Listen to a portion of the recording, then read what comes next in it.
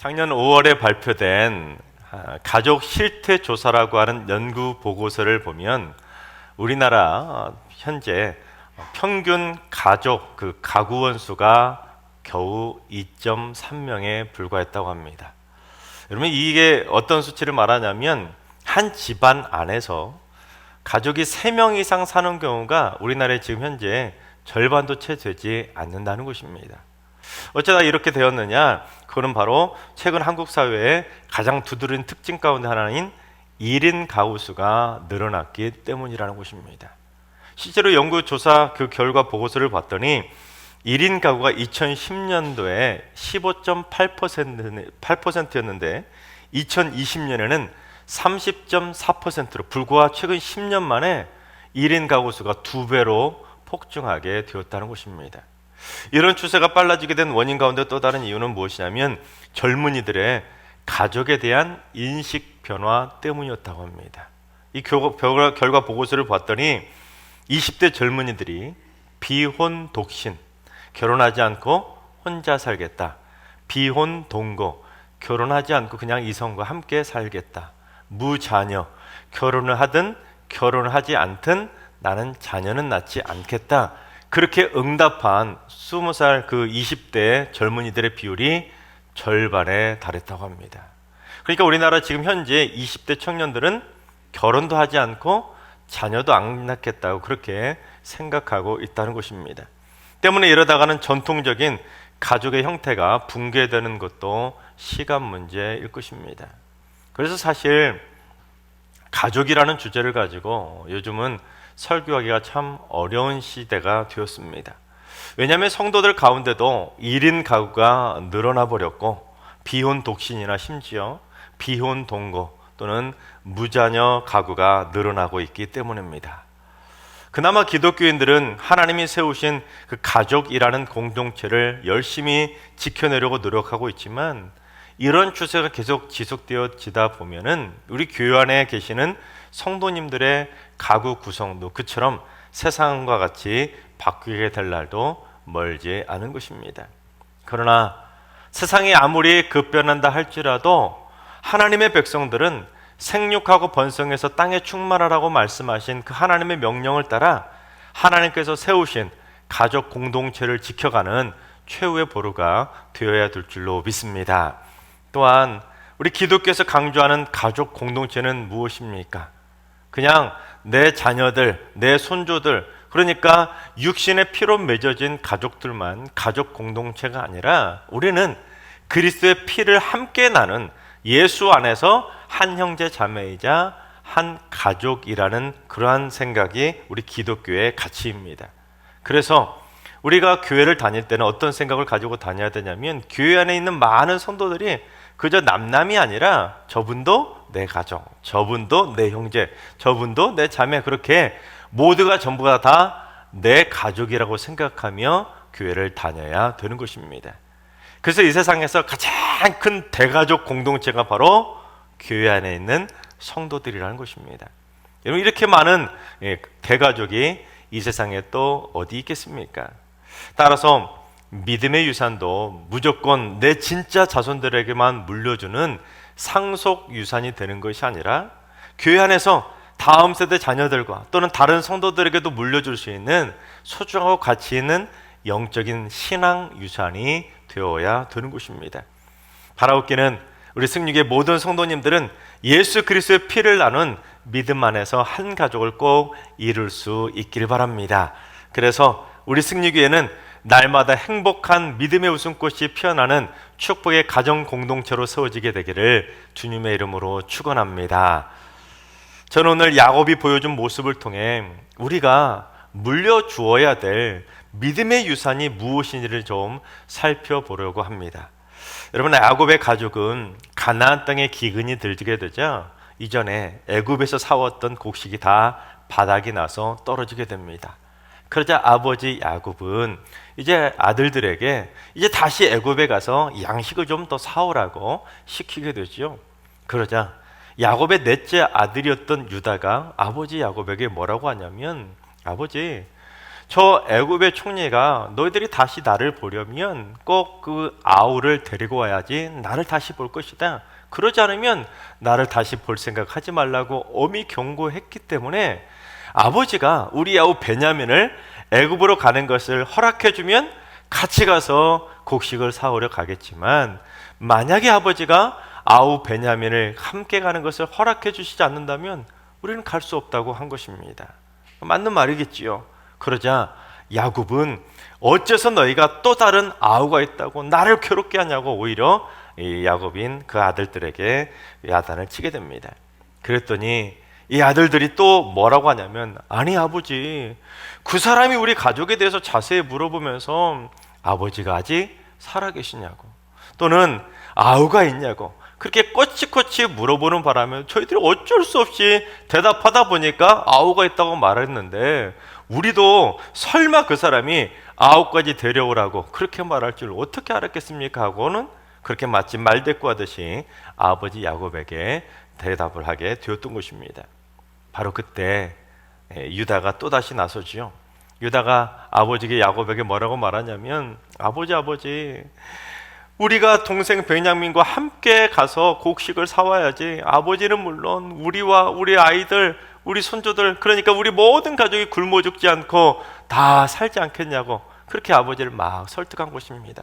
또한 자기가 담보로 가게 될 테니까 내가 목숨 걸고 이 막내 아우 베냐민을 꼭 지키겠으니까 베냐민 좀 꼭 같이 보내달라고 아버지를 설득하게 됩니다.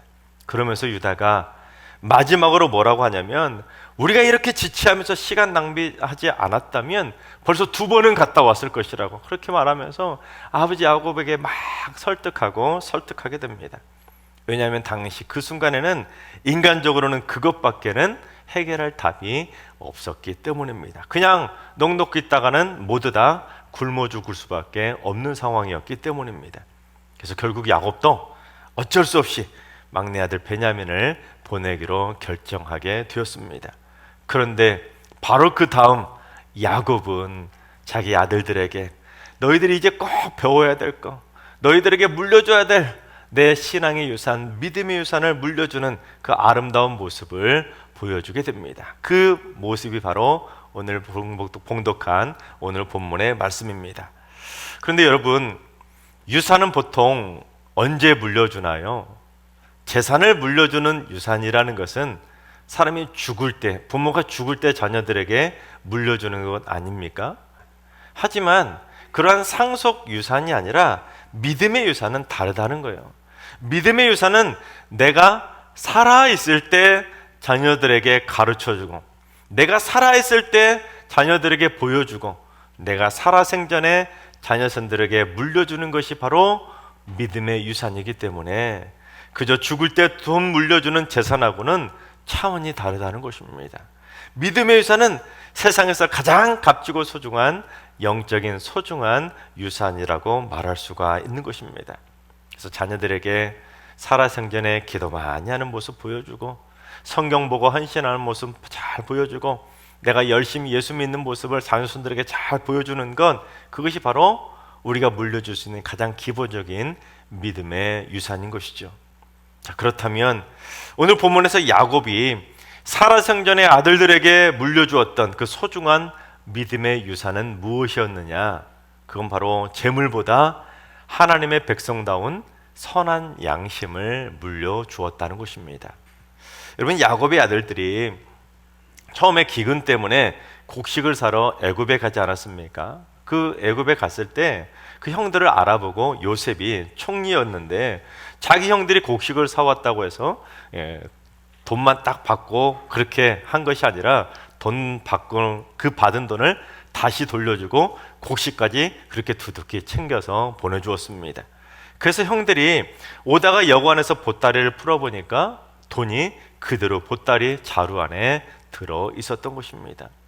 하지만 형들은 그 돈을 보고 놀라서 두려워하기만 했지 그 돈을 도로 돌려줄 생각은 하지 않고 그 돈을 챙겨서 어디까지요? 집까지 다 들고 와버렸습니다. 그런데 지금 또다시 양식이 떨어지자 유다가 어떻게 합니까? 저번에 보따리에 들어있었던 그 돈 얘기는 꺼내지 않습니다. 그리고는 그냥 베냐민만 빨리 같이 가게 해달라고 아버지를 조르며 설득하고 있는 것을 보게 됩니다. 다른 어떤 아들들도 그때 자루 안에 들어있었던 돈 얘기는 꺼내지 않았던 것입니다. 그러니까 지금 야곱의 아들들은 심하게 말하면 그 돈은 눈먼 돈이니까 꿀꺽 하겠다는 심보였던 것입니다. 하지만 야곱은 달랐습니다. 우리 11절과 12절을 봉독해 보겠습니다. 그들의 아버지 이스라엘이 그들에게 이르되 그러할진대 이렇게 하라. 너희는 이 땅의 아름다운 소산을 그릇에 담아 가지고 내려가서 그 사람에게 예물로 드릴지니 곧 유향 조금과 꿀 조금과 향품과 모략과 유향나무 열매와 감 복숭아이니라. 너희 손에 갑절의 돈을 가지고 너희 자루 아귀에 도로 넣어져 있던 그 돈을 다시 가지고 가라. 혹 잘못이 있었을까 두렵도다. 즉 야곱은 남의 눈먼 돈을 함부로 꿀꺽할 생각하지 말고 정직하게 다 돌려주라고 아들들에게 가르쳐 주었던 것입니다. 그러니까 야곱은 아들들에게 불의한 재물은 탐내지 말고 하나님의 백성답게 그 선한 양심을 가지고 정직하게 살라는 그 소중한 믿음의 유산을 아들들에게 물려주게 되었던 것입니다. 이게 얼마나 하나님의 백성다운 소중한 믿음의 유산이겠습니까? 몇 주 전에 교회학교 교역자들과 함께 저녁 식사를 했던 적이 있었습니다. 여름 성경학교와 수련을 위해서 열심히 수고들 하셨기 때문에 식사를 대접해 드리려고 저녁에 함께 모여서 식사를 했는데 저하고 총 10명이 식사를 했었습니다. 근데 맛있게 저녁 식사를 다 마치고 맨 마지막에 제가 나가면서 계산을 하고 영수증을 딱 받았는데 영수증에 뭐라고 써 있었냐면 9인분이 계산이 되어 있는 것입니다. 몇 명이 갔다고 그랬죠? 10명이 갔는데 9인분만 계산이 되어 있었습니다. 그러니까 1인분이 덜 계산이 되었던 것이죠. 게다가 그때 저녁에 식사를 했기 때문에 제가 집에 가서 옷을 갈아입고 이렇게 목회자 클러 셔츠를 입고 있는 것이 아니라 사복을 입고 있었습니다. 자, 그렇다면 여러분 그 순간에 어떻게 해야 될까요? 제가 문제 한번 내보겠습니다. 자, 1번 이야 돈 굳었다 속으로 땡큐하고 모른 척 그냥 간다. 2번 주인이 행여라도 다시 부르기 전에 잽싸게 빨리 튄다. 3번 다음에 또 가면 주인이 알아볼까봐 다시는 그 식당에 안 간다. 4번 주는 것이 받는 것보다 복이 있다고 말씀하신 예수님의 말씀대로 내가 대접하니까 딱 11초만큼 복을 받았다고 생각하며 그 돈 하나님께 11조나 감사헌금으로 드린다. 5번 사실대로 말하고 1인분 값을 더 지불한다. 정답은 5번이죠. 당연히 5번이죠. 그래도 제가 목사인데 어떻게 모른 척하고 입 딱 쉬고 이렇게 도망치듯이 가겠습니까? 그래서 제가 주인에게 10인분을 계산하셔야 되는데 9인분만 계산 잘못하셨다고 정중히 말씀드리고 1인분 값을 더 지불해 드렸었습니다. 그랬더니 주인분이 고마워하면서 뭐라고 하시냐면 다른 사람들 같았으면 그냥 갔을 텐데 정말로 고맙습니다 하면서 환하게 웃으셨습니다. 그렇습니다. 우리 그리스도인들은 눈먼 돈 생겼다고 꿀꺽할 것 아니라 정직하게 선한 양심 가지고 살아가야 되는 것입니다. 그런 재물이 생겼을 때 누가 실수하지 않았나? 혹시 잘못이 있지 않았나? 누가 그것 때문에 걱정하진 않을까? 그런 생각을 해야지. 이야 이건 하나님께서 나에게 주신 행운의 선물이야. 이게 무슨 행자야? 이야 땡 잡았다. 세상 사람들처럼 그렇게 생각하면 절대로 안 된다는 것입니다. 그처럼 야곱은 아들들에게 재물이 중요한 것이 아니라 하나님의 백성답게 정직한 선한 양심을 가지고 살아가야 된다는 것을 몸소 직접 보여줌으로써 너무도 소중한 믿음의 유산 하나를 소중하게 물려주게 되었던 것입니다. 하지만 요즘의 세상 부모들은 어떻습니까? 온갖 불법과 탈법을 동원해서라도 어떻게든지 자녀손들에게 많은 유산을 상속해 주려고 합니다. 그래야 내 자녀손들이 나중에 고생하지 않는다고 생각하는 것이죠. 하지만 자녀손들에게 아무리 많은 유산을 물려준다 할지라도 자녀손들이 선한 양심을 갖지 못한다면 그 유산은 오히려 자녀손들의 인생을 망칠 수밖에 없는 올무가 되게 된다는 것입니다.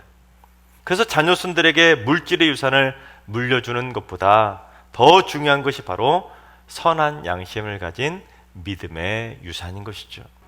다음으로 우리도 야곱처럼 살아생전에 우리 자녀손들에게 물려줘야 될 믿음의 유산이 무엇이냐면 전능하신 하나님께 모든 걸 온전히 맡기고 의지할 수 있는 일사각오의 담대한 믿음을 물려주어야 되는 것입니다. 우리 14절을 봉독해 보겠습니다. 전능하신 하나님께서 그 사람 앞에서 너희에게 은혜를 베푸사 그 사람으로 너희 다른 형제와 베냐민을 돌려보내게 하시기를 원하노라. 내가 자식을 잃게 되면 이르리로다. 야곱이 마지막에 뭐라고 했지요? 내가 자식을 잃게 되면 이르리라는 것입니다. 바로 이 말 때문에 일부 주석이나 다른 번역 성경들 중에서는 야곱이 체념이나 포기해버렸다라고 해석합니다. 즉 그 사람 애굽 총리가 내 자식들을 다 돌려보내주면 좋겠지만 그렇지 않더라도 어쩔 수 없지 않겠냐고 지금 야곱은 체념하고 포기했다는 것이죠. 물론 얼핏 생각해보면 그렇게 해석할 수도 있습니다. 하지만 야곱이 지금 어떤 하나님을 찾았습니까? 어떤 하나님을 언급했습니까? 그냥 하나님이 아니라 전능하신 하나님을 찾았습니다.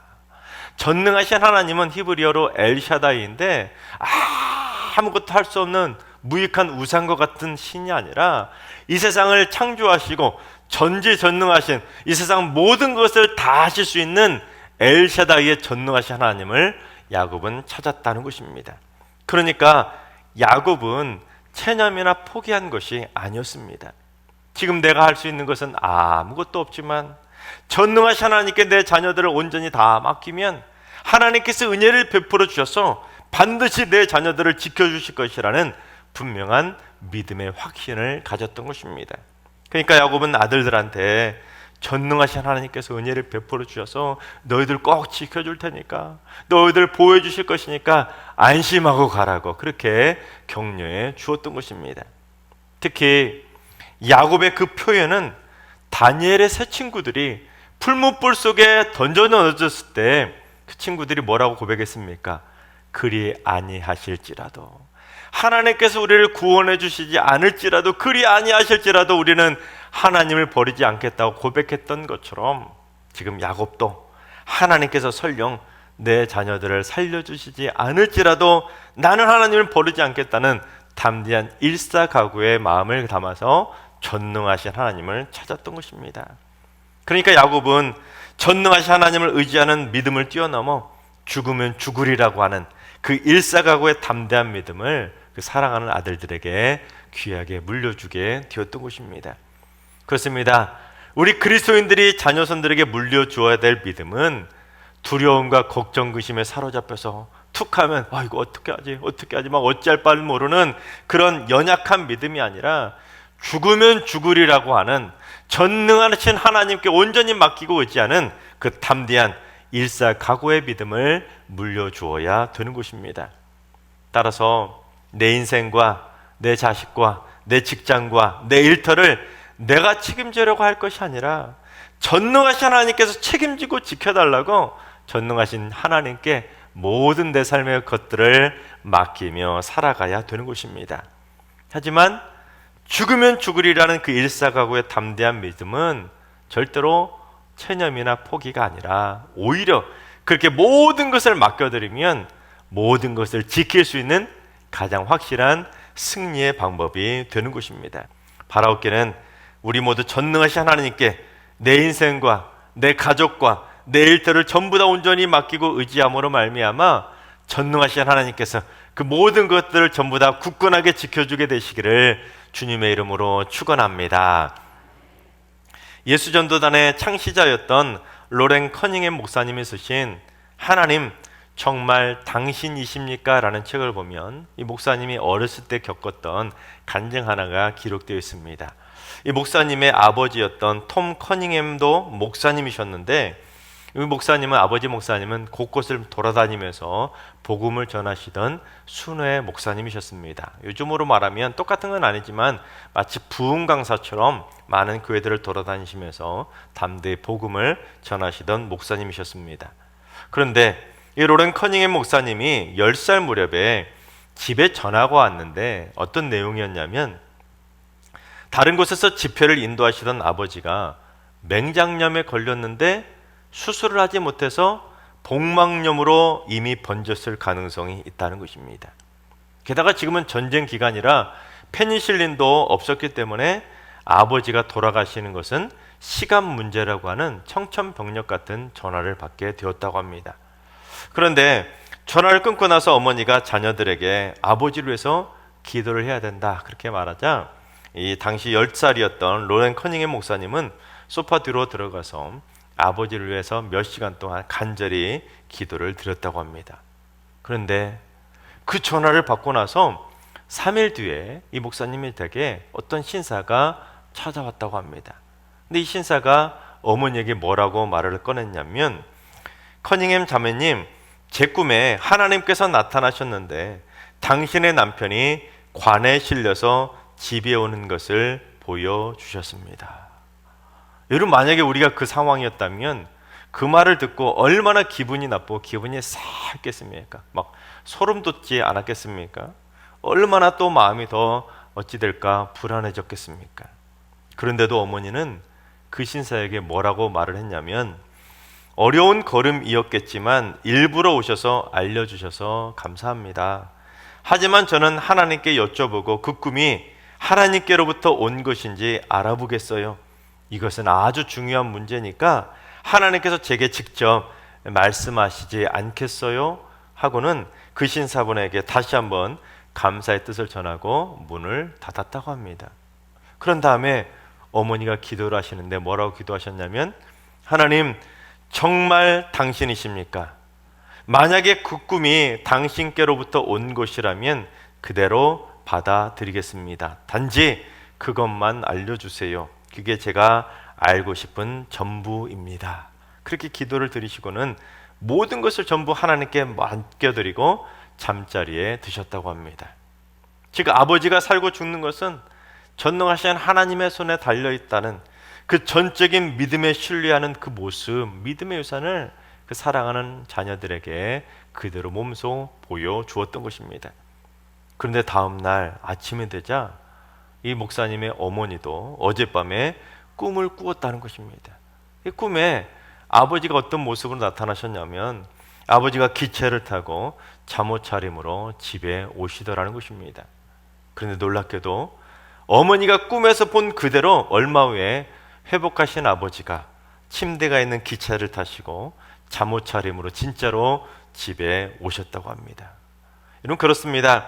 죽으면 죽으리라는 일사각오의 믿음으로 하나님께 온전히 맡겨드리면 전지전능하신 엘사다이 하나님께서는 우리에게 이름이 아니라 어둠을 주시고, 실패가 아니라 성공을 주시고, 낙심이 아니라 희망을 주시고, 저주가 아니라 구원을 주시고, 죽음이 아니라 생명을 주실 줄로 믿습니다.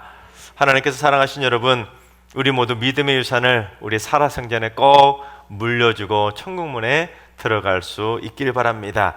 피로 맺어진 내 자녀손들에게만 살아생전의 믿음의 유산을 물려주고 살아가지 마시고, 예수 그리스도의 보혈로 맺어진 우리 교회 학교의 많은 학생들과 주변의 많은 성도님들에게도 여러분의 담대한 그 믿음의 유산, 선한 신앙 양심을 꼭 물려주시기 바랍니다.